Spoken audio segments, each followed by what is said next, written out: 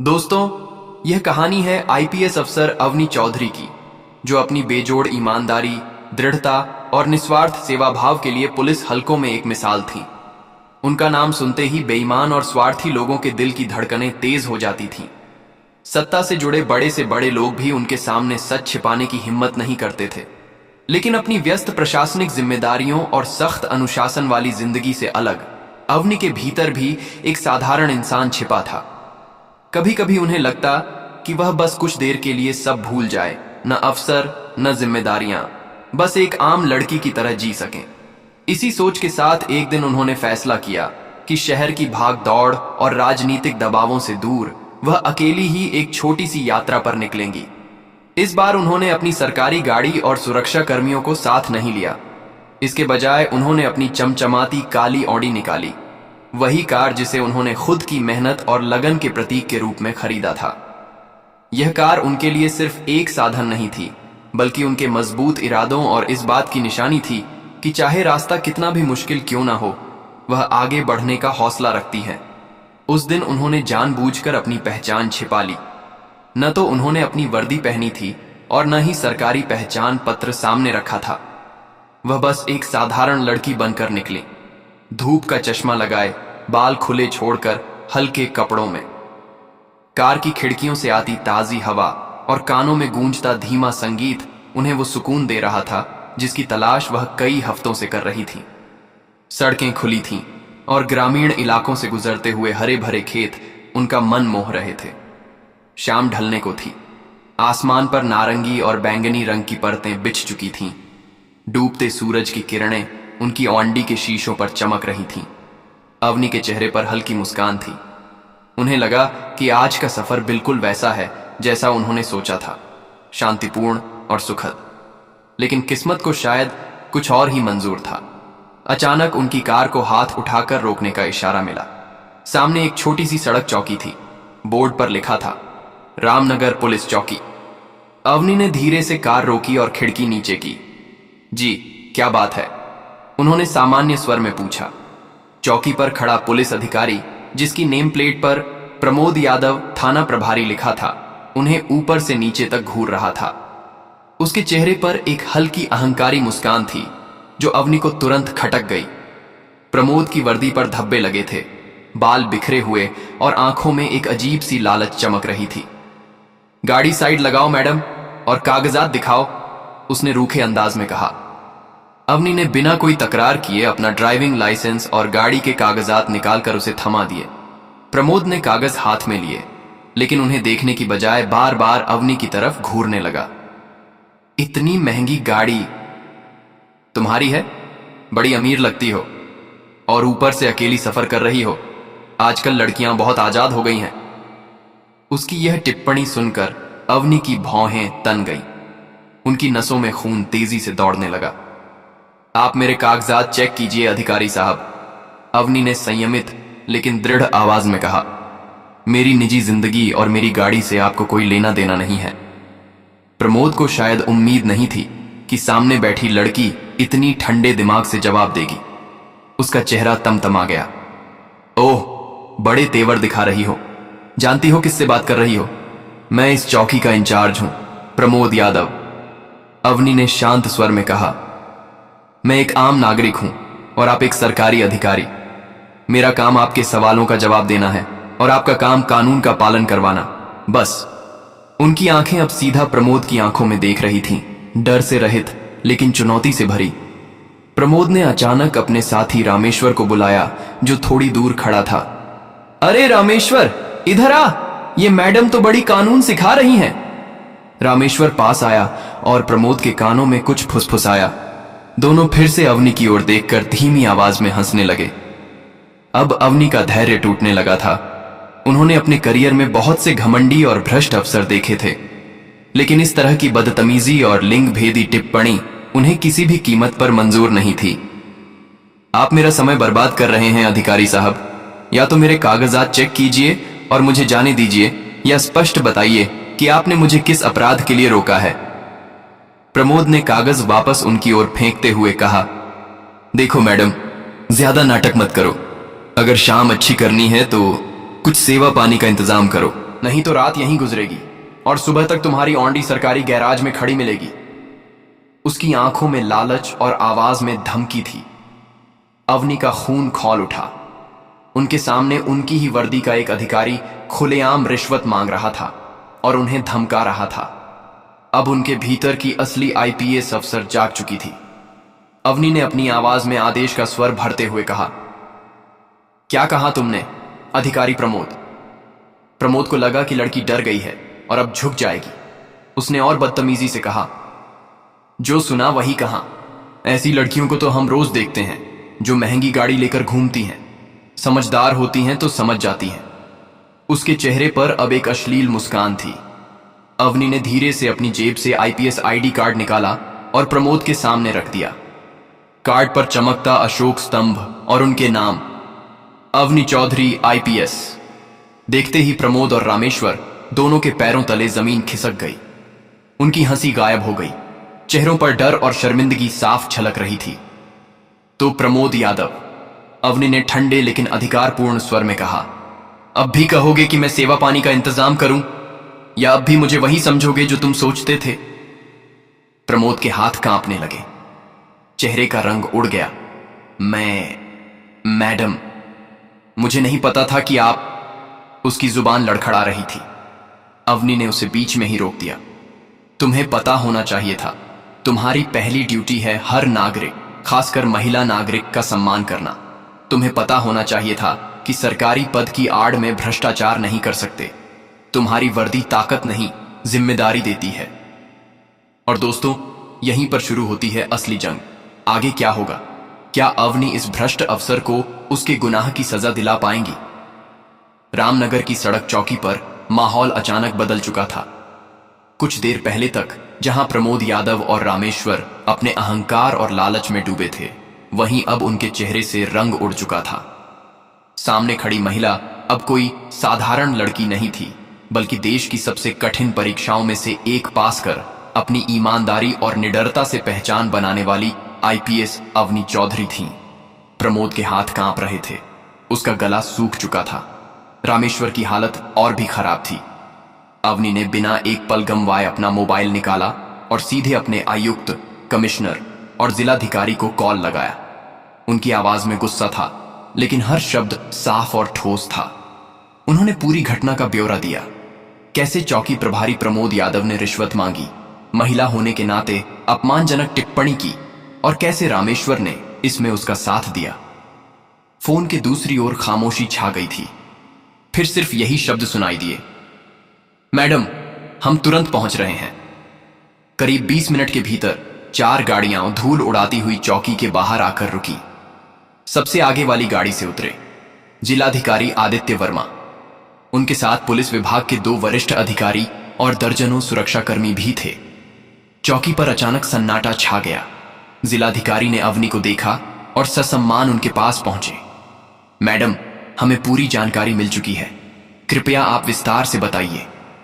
अवनी ने शांत स्वर में लेकिन गहरी गंभीरता के साथ पूरे घटनाक्रम को दोहराया। उनकी बात खत्म होते ही जिलाधिकारी का चेहरा सख्त हो गया। प्रमोद यादव, रामेश्वर, अभी और इसी वक्त तुम दोनों निलंबित हो। उनकी आवाज में गुस्सा और अधिकार दोनों थे। प्रमोद ने घबराकर कुछ कहने की कोशिश की। सर, मैंने तो बस। लेकिन जिलाधिकारी ने उसे बीच में ही डांट दिया। चुप रहो। तुम्हारे जैसे अधिकारी वर्दी की इज्जत को दागदार करते हैं। तुमने सिर्फ एक नागरिक का ही नहीं, पूरी पुलिस सेवा का अपमान किया है। रामेश्वर पसीने पसीने हो चुका था। वह धीरे से बोला, सर, मैं तो बस अपने साहब के कहने पर। तो इसका मतलब यह हुआ कि तुम्हारे अंदर खुद की कोई नैतिकता नहीं है। जब अफसर गलत आदेश दे तो क्या तुम कानून तोड़ोगे? जिलाधिकारी की आंखें अब उस पर टिक गईं। दोनों की बोलती बंद हो चुकी थी। जैसे ही निलंबन का आदेश हुआ, यह खबर रामनगर कस्बे में आग की तरह फैल गई। कुछ ही मिनटों में पत्रकारों के फोन बजने लगे।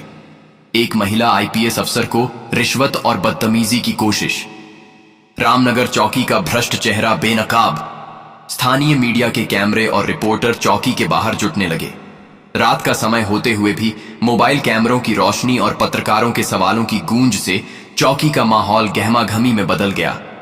मैडम, आपको कैसा लगा जब चौकी प्रभारी ने आपसे रिश्वत मांगी? क्या यह सच है कि उन्होंने महिला होने पर आपत्तिजनक टिप्पणी की? क्या आप मानती हैं कि पुलिस विभाग में ऐसे भ्रष्ट अफसर अब भी मौजूद हैं? अवनी ने हर सवाल का जवाब बेहद संयम से दिया। मैं सिर्फ इतना कहना चाहती हूं कि कानून सबके लिए बराबर है, चाहे वो आम नागरिक हो या पुलिस अधिकारी। भ्रष्टाचार और महिलाओं के साथ अपमानजनक व्यवहार किसी भी कीमत पर बर्दाश्त नहीं होगा। उनकी यह बात तुरंत सोशल मीडिया पर वायरल हो गई। सल्यूट अवनी चौधरी, ईमानदारी की जीत, विमेन पावर, ये हैशटैग रातों रात ट्रेंड करने लगे। पत्रकारों ने स्थानीय लोगों से भी बातचीत की। कई दुकानदारों और राहगीरों ने कैमरे पर आकर खुलासा किया। प्रमोद यादव अक्सर यही करता था, बिना वजह गाड़ियों को रोककर पैसों की मांग करता था। हमारी तो हिम्मत ही नहीं होती थी शिकायत करने की, डर था कि कहीं उल्टा हम पर ही केस न बना दे। आज पहली बार किसी ने इस पर आवाज उठाई है। अवनी मैडम ने जो किया उसके लिए हम सब उनका शुक्रिया अदा करते हैं। ये बयान जब टीवी पर चलने लगे तो जनता में एक अलग ही ऊर्जा दौड़ गई। लोग कहने लगे, देखो, अगर ईमानदार अफसर चाह ले तो भ्रष्टाचार पर रोक लग सकती है। चौकी के उस छोटे से कमरे में अब प्रमोद और रामेश्वर अलग थलग पड़े थे। मीडिया कैमरे उनकी हर हरकत कैद कर रहे थे। प्रमोद के मन में बार बार यही सवाल गूंज रहा था, काश मैंने उस लड़की को आम नागरिक ही समझा होता। लेकिन अब पछतावे का कोई फायदा नहीं था। रामेश्वर बार बार सोच रहा था, मैंने तो बस आदेश माना था, लेकिन अब सजा मुझे भी मिलेगी। दोनों के चेहरे पर डर और शर्मिंदगी साफ झलक रही थी। जिलाधिकारी आदित्य वर्मा ने मौके पर मौजूद सभी पुलिसकर्मियों और मीडिया के सामने कहा, यह घटना साबित करती है कि भ्रष्टाचार और शक्ति का दुरुपयोग किसी भी कीमत पर बर्दाश्त नहीं किया जाएगा। कानून के रक्षक ही अगर कानून तोड़ेंगे तो जनता का भरोसा कैसे बचेगा? इसलिए आज से इस चौकी पर एक नई टीम तैनात की जाएगी और इस घटना की विभागीय जांच तुरंत शुरू होगी। उनकी यह घोषणा सुनते ही मौजूद लोग तालियां बजाने लगे। अवनी चौधरी ने गहरी सांस ली। उनके चेहरे पर सुकून था, लेकिन आंखों में दृढ़ता अब और भी बढ़ चुकी। अगली सुबह तक यह घटना देश भर की सुर्खियों में थी। आईपीएस अवनी चौधरी ने भ्रष्ट थाना प्रभारी को रंगे हाथों पकड़ा। महिला अफसर ने दिखाया साहस, भ्रष्टाचार के खिलाफ बड़ा कदम। जनता ने कहा, ऐसे अफसर ही सिस्टम की उम्मीद हैं। टीवी डिबेट्स में यह मुद्दा गर्मा गया। कुछ चैनल कह रहे थे कि यह सिर्फ एक मामला नहीं, बल्कि पूरे पुलिस तंत्र की हकीकत है।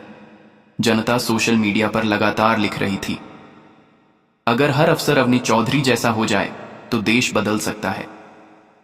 कार में लौटते समय अवनी खिड़की से बाहर देखते हुए सोच रही थीं, आज मैंने सिर्फ एक कदम उठाया है, लेकिन सच तो यह है कि सिस्टम में ऐसे सैकड़ों प्रमोद छिपे हैं।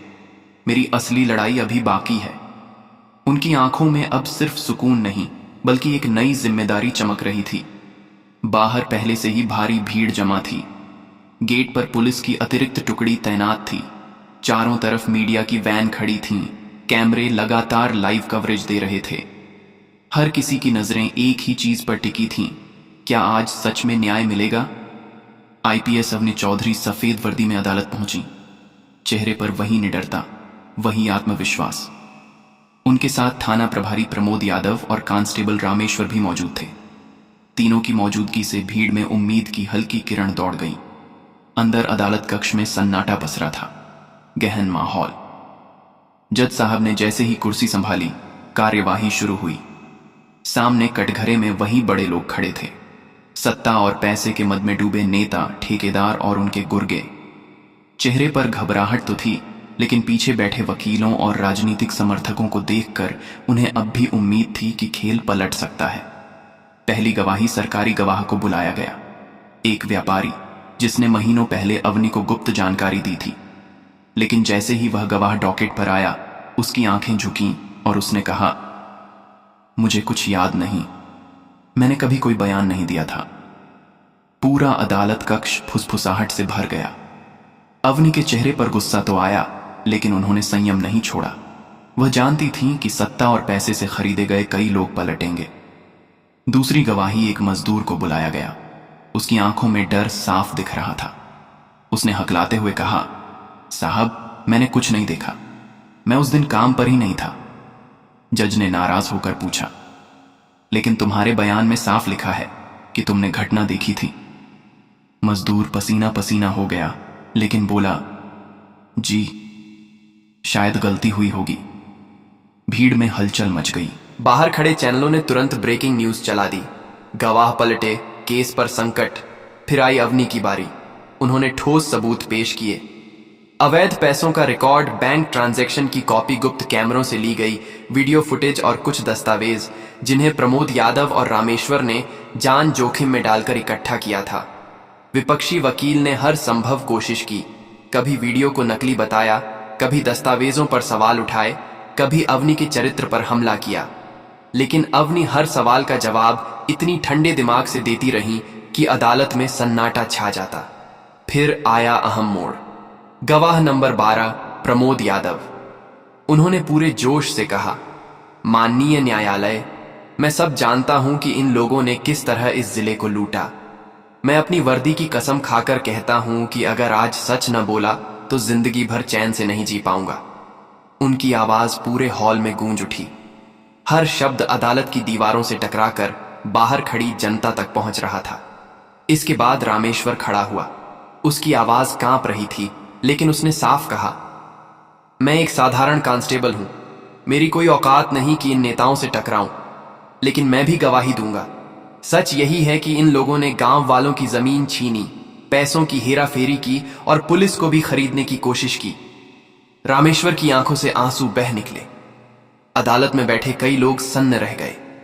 अंतिम दलीलें जज साहब ने जब दोनों पक्षों को सुना तो सबकी सांसें थम गई। विपक्षी वकील ने आखिरी कोशिश करते हुए कहा, माननीय, यह सब एक षड्यंत्र है। मेरी मुवक्किल निर्दोष है। लेकिन अवनी ने दृढ़ आवाज में कहा, माननीय न्यायालय, ये निर्दोष नहीं बल्कि समाज के गुनहगार हैं। अगर आज इन्हें छोड़ दिया गया तो सैकड़ों गरीबों का खून और मेहनत हमेशा के लिए दब जाएगी। न्याय में देर हो सकती है, लेकिन अंधकार पर हमेशा प्रकाश की जीत होती है। पूरा कक्ष तालियों से गूंज उठा। जज ने टेबल पर हथौड़ा बजाया और माहौल शांत किया। अंतिम फैसला। घड़ी की टिक टिक तेज लग रही थी। सबकी निगाहें जज पर थीं। आखिरकार उन्होंने फैसला पढ़ना शुरू किया। सभी सबूतों, गवाहियों और परिस्थितियों को ध्यान में रखते हुए अदालत इस नतीजे पर पहुंची है कि अभियुक्त दोषी हैं। इन्हें 7 साल की सख्त कैद और भारी जुर्माने की सजा दी जाती है। जैसे ही फैसला सुनाया गया, पूरा कक्ष गूंज उठा। भीड़ खुशी से चिल्लाई। मीडिया ने तुरंत लाइव हेडलाइन चला दी, रामनगर में न्याय की जीत, आईपीएस अवनी चौधरी बनी लोगों की आवाज। बाहर का नजारा। अवनी जैसे ही अदालत से बाहर निकली, लोग फूल बरसाने लगे। महिलाएं उनके पैरों को छूने लगीं। किसी ने कहा, मेम साहब, आपने हमारी जिंदगी बचा ली। प्रमोद और रामेश्वर को भी जनता ने कंधों पर उठा लिया। आज उनकी ईमानदारी को सम्मान मिला था। रात को थाने में अकेली बैठी अवनी खिड़की से बाहर देख रही थी। चांदनी चारों तरफ बिखरी थी। उन्होंने गहरी सांस ली और सोचा, यह जीत सिर्फ मेरी नहीं, यह उन सब की है जिन्होंने डर के बावजूद सच का साथ दिया। लड़ाई अभी लंबी है, लेकिन आज पहला कदम उठ चुका है। उनकी आंखों में नमी थी, लेकिन होठों पर मुस्कान। कहानी वहीं खत्म होती है जहां एक ईमानदार अफसर और उसकी टीम की मेहनत ने साबित कर दिया कि सच को दबाया जा सकता है, पर हराया नहीं जा सकता।